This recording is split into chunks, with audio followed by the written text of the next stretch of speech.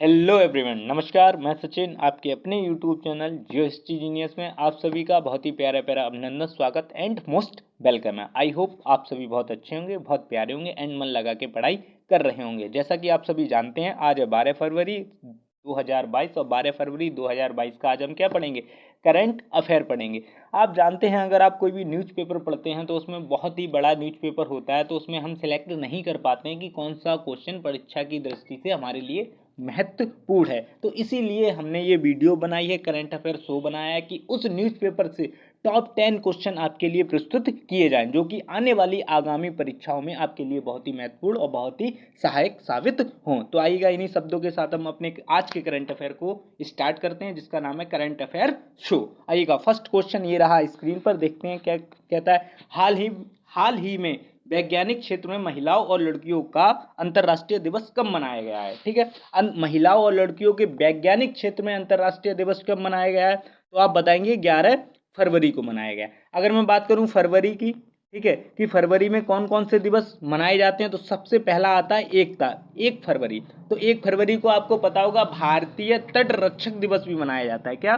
भारतीय तट रक्षक दिवस मनाया जाता है। इसके बाद 1 फरवरी को चीन में स्वतंत्रता की क्या हुई थी? प्राप्ति हुई थी। तो चीनी स्वतंत्रता दिवस भी 1 फरवरी को ही मनाया जाता है। नेक्स्ट आता है 2 फरवरी, मोस्ट इंपोर्टेंट डेट है। अगर 2 फरवरी को आप पूछा जाए कि 2 फरवरी को क्या होता है, तो 2 फरवरी को आप बताएंगे आर्द्र भूमि दिवस। आर्द्र भूमि का मतलब होता है वेटलैंड, ठीक है, जो दलदली भूमियां होती हैं उनके संरक्षण के लिए ये दिवस मनाया जाता है, जो कि इन्वायरमेंट के लिए बहुत ही क्या होता है? महत्वपूर्ण होता है। और आपको पता होगा आर्द्र भूमियों में बहुत ही अत्यधिक क्या होती है? जैव विविधता पाई जाती है। अब बात आती है कि जैव विविधता क्या होती है। तो जैव विविधता का मतलब होता है जहां पर बहुत ही भिन्न भिन्न प्रकार की फोना एंड फ्लोरा पाया जाता है। अब आप कहेंगे फोना और फ्लोरा क्या होता है? तो शाब्दिक अर्थों में हम अगर कहें तो जहां पर वनस्पतियों की बहुत ही अत्यधिक अनेक प्रजातियां या जंतुओं की अनेक प्रजातियां जहां पर संयुक्त रूप से पाई जाती हैं, उसी को हम जैव विविधता कहते हैं। आइएगा, नेक्स्ट क्वेश्चन क्या कहता है।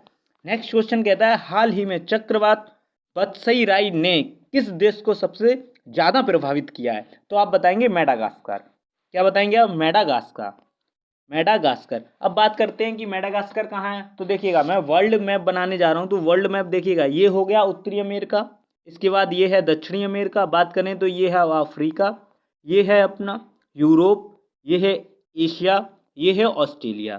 ठीक है, तो अगर देखें तो ये है पृथ्वी, ठीक है, और पृथ्वी पर इस प्रकार के क्या पाए जाते हैं? द्वीप पाए जाते हैं। ठीक है, तो अगर मैं बात करता हूँ मेडागास्कर कहाँ पाया जाता है, तो मेडागास्कर अफ्रीका के दक्षिणी पूर्व हिस्से में पाया जाता है, जो कि एक बहुत ही बड़ा द्वीप कह सकते हैं, बहुत ही बड़ा द्वीप स्थित है और हिंद महासागर में क्या है? ये स्थित है। बात करते हैं कि मेडागास्कर के पास ही एक बहुत छोटा सा क्या पाया जाता है? देश पाया जाता है, जो कि एक द्वीप पर स्थित है, जिसका नाम है मॉरिशस। और आपको पता होगा मॉरिशस मात्र एक ऐसा देश है जहां पर हिंदी बोली जाती है। तो मोस्ट इंपोर्टेंट ये भी क्वेश्चन है, बहुत बार पूछा भी गया है हिंदी में, इसलिए मैंने सोचा कि आप लोगों को बता दिया जाए।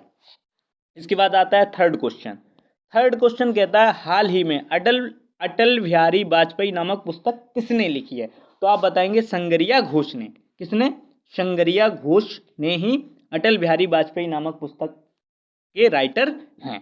ओके, नेक्स्ट क्वेश्चन आता है। नेक्स्ट क्वेश्चन कहता है, हाल ही में Salesforce global digital skills index 2022 में कौन शीर्ष पर रहा है? कौन सा देश है जो शीर्ष पर रहा है? चीन रहा है, जापान रहा है या भारत? तो हम कहेंगे भारत। ठीक है, अब बात आती है इंडेक्सों की। तो अगर मैं इंडेक्सों की बात करूं तो ये बहुत बार क्वेश्चन पूछा गया है कि भारत का इंडेक्स में कौन सा नंबर है खुशहाली के मामले में? तो आप बताएंगे 135वां। ठीक है, इसके बाद नेक्स्ट क्वेश्चन देखिएगा। नेक्स्ट क्वेश्चन कहता है हमारा, हाल ही में ल्यूक मोंटेनियर का निधन हुआ है, वे कौन थे? तो आप बताएंगे ये कौन थे? एक वैज्ञानिक थे। ठीक है, ओके, नेक्स्ट क्वेश्चन आता है।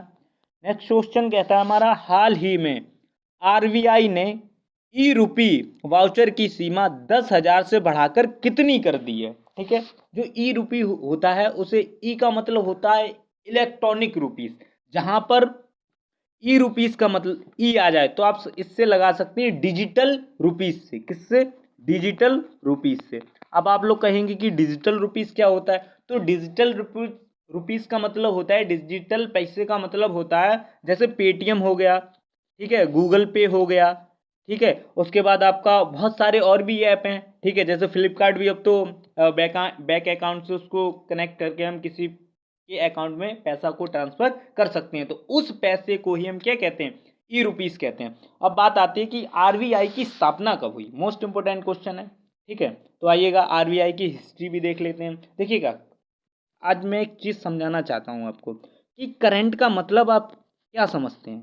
करंट का मतलब ये नहीं होता है कि जो, मान के चलिए आज है 12 फरवरी, कि 12 फरवरी का करंट हमने पढ़ लिया तो करंट हमारा रेडी हो गया। नो, करंट का मतलब होता है जैसे 12 फरवरी है और जो आरबीआई एक वर्ड आया है, जो एक संस्था है, तो इस संस्था की हिस्ट्री का क्या है, और प्रेजेंट तो हम पढ़ ही रहे हैं इसका, और इसका वर्तमान क्या होने वाला है। जब हम इन चीज़ों का पूरा एक मिक्सचर या एक पैकेज तैयार करते हैं तो इसी को हम संयुक्त रूप से क्या बोल सकते हैं, करंट बोल सकते हैं, करंट अफेयर जिसको कहते हैं। क्योंकि करंट में क्या होता है, पास्ट का भी पूछा जा सकता है, फ्यूचर का भी पूछा जा सकता है, प्रेजेंट का भी आपसे पूछा जा सकता है।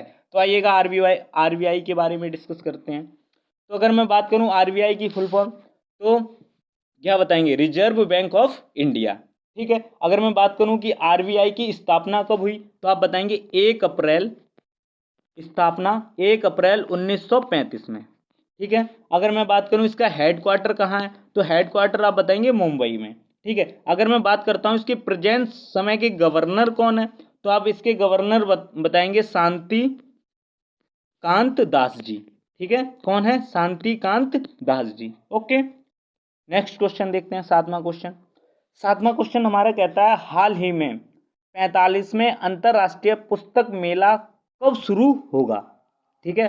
तो आप बताएंगे 28 फरवरी को। कब से स्टार्ट होगा, 28 फरवरी को स्टार्ट होगा, ठीक है। नेक्स्ट क्वेश्चन है हाल ही में टाटा सन्स के अध्यक्ष के रूप में एन चंद्रशेखर का कार्यकाल कितने साल के लिए बढ़ा दिया गया है, तो आप बताएंगे 5 ईयर्स के लिए, ठीक है, या 5 साल के लिए, ठीक है। टाटा के बारे में तो आप जानते ही होंगे। टाटा एक ऐसे व्यक्ति हैं जो कैंसर के लिए, जिन्होंने बहुत बड़े बड़े हॉस्पिटल खोले हैं, और ये भारत के अगर कहें तो मोस्ट ऐसे व्यक्ति हैं जिन्होंने बहुत डोनेशन देके बहुत गरीबों की क्या की है, सहायता की है। बट टाटा के बारे में लोग बहुत ही कम ही जानते हैं, अंबानी और अडानी का नाम ज़्यादा जानते हैं। तो मेरी रिक्वेस्ट है आपसे कि आप टाटा के बारे में भी जानिए, बहुत ही अच्छे व्यक्ति हैं, आपको बहुत मोटिवेट करेंगे कि हर जगह पैसा काम नहीं आता है। जब बहुत ही अत्यधिक आपके पास पैसा हो जाता है तो उस पैसे को कहीं ऐसी जगह लगाना चाहिए जहां हजारों करोड़ों और अरबों लोगों को क्या मिले, फायदा मिले, ठीक है। आइएगा नेक्स्ट क्वेश्चन है हाल ही में कहाँ विश्व का सबसे बड़ा इग्लू कैफे खोला गया है। मोस्ट इंपोर्टेंट क्वेश्चन है, इग्लू कैफे। अगर मैं बात करूं तो इग्लू की अगर मैं बात करूं तो इग्लू बर्फीली लद्दाख या जम्मू कश्मीर में पाए जाते हैं। इग्लू की मैं संरचना बताऊं तो इग्लू इस प्रकार से बने होते हैं, ठीक है, बर्फ के बने हुए होते हैं, इसके अंदर व्यक्ति या मनुष्य लोग रहते हैं। अब इग्लू पूरा कैफे खोल दिया इन्होंने, तो ये कहाँ है, जम्मू एंड कश्मीर में। अब बात करते हैं जम्मू एंड कश्मीर की, कि जम्मू एंड कश्मीर में और क्या क्या चीज़ें पाई जाती हैं। तो सबसे पहले मैं बात करता हूँ प्रमुख दर्रों की, ठीक है, कि जम्मू कश्मीर में प्रमुख दर्रे कौन कौन से पाए जाते हैं, ठीक है, प्रमुख दर्रे, ठीक है। तो अगर मैं दर्रों की बात करूं तो सबसे पहला दर्रा है जोजिला दर्रा, क्या बताएंगे आप, जोजिला दर्रा। नेक्स्ट है बनिहाल दर्रा, क्या बताएंगे आप, बनिहाल दर्रा, ठीक है। इसके बाद है वुर्जिला दर्रा, क्या है, वुर्जिला। ये मोस्ट इंपोर्टेंट 3 दर्रे हैं। इसके बाद बात करते हैं कि लोक नृत्य, ठीक है, जो भी वहाँ का नृत्य होता है, डांस होता है, वो क्या है, लोक नृत्य। तो आप बताएंगे बच्चा नगमा, ठीक है, बच्चा नगमा, ठीक है। भाड़ जश्न, ठीक है, एक है भाड़ जश्न। इसके बाद है रूफ, क्या बताएंगे आप, रूफ है। उसके बाद डम हल, डमरू याद रख सकते हैं, डमरू की तरह हलाओ, ठीक है। इसके बाद है बूगी नचुन, क्या बताएंगे, बूगी नचुन, ठीक है, ओके। इसके बाद आइएगा और भी कुछ इंपॉर्टेंट तथ्य हैं वो देखते हैं। इसके बाद है, अगर मैं बात करता हूँ झीलों की, ठीक है, तो यहाँ पर डल झील, बुलर झील, ठीक है, गाडसर झील, मानसवल झील, गंगावल झील, कोसरवल झील, शेषनाग झील, नागिन झील और वेरीनाग झील भी पाई जाती हैं। और भी देखिए, जम्मू एंड कश्मीर, एंड नहीं लगाना चाहिए, लेकिन जम्मू कश्मीर हाई कोर्ट के मुख्य न्यायाधीश का नाम क्या है? तो आप बताएंगे पंकज मित्तल। क्या बताएंगे आप? पंकज मित्तल, ठीक है। इसके बाद आता है कारीगरों और बुनकरों के लिए कारखंडर योजना का अनावरण किया गया। अगर पूछ लिया जाए जम्मू एंड कश्मीर में कारीगरों और बुनकरों के लिए किस योजना का अनावरण किया गया, तो आप बताएंगे कारखंडर योजना का, ठीक है। आइएगा 10वां एंड लास्ट क्वेश्चन हम देखते हैं आज का। हाल ही में EIU के लोकतंत्र सूचकांक 2021 में कौन शीर्ष पर रहा है? ठीक है, कौन शीर्ष पर रहा है? ओके, तो आप बताएंगे नॉर्वे। क्या बताएंगे अब? नॉर्वे, ठीक है। अब मैं इंडेक्स की बात करूं कि भारत का नंबर कौन सा है, ठीक है, तो आप बताएंगे भारत का नंबर 165वां है इस इंडेक्स में, ठीक है। अगर मैं बात करूं नॉर्वे की, ठीक है, तो नॉर्वे की कैपिटल क्या है? ओसोलो। क्या बताएंगे? ओ, इधर लिख देता हूं मैं, ओसोलो, ठीक है। अगर मैं बात करूं कि यहाँ की PM कौन है, प्राइम मिनिस्टर कौन है नॉर्वे के, तो आप बताएंगे जॉनसन गेहर स्टीर, ठीक है, जॉनसन गेहर स्टीर, ठीक है। आई होप आप सभी को ये वीडियो मेरी बहुत अच्छी लगी होगी, बहुत प्यारी लगी होगी।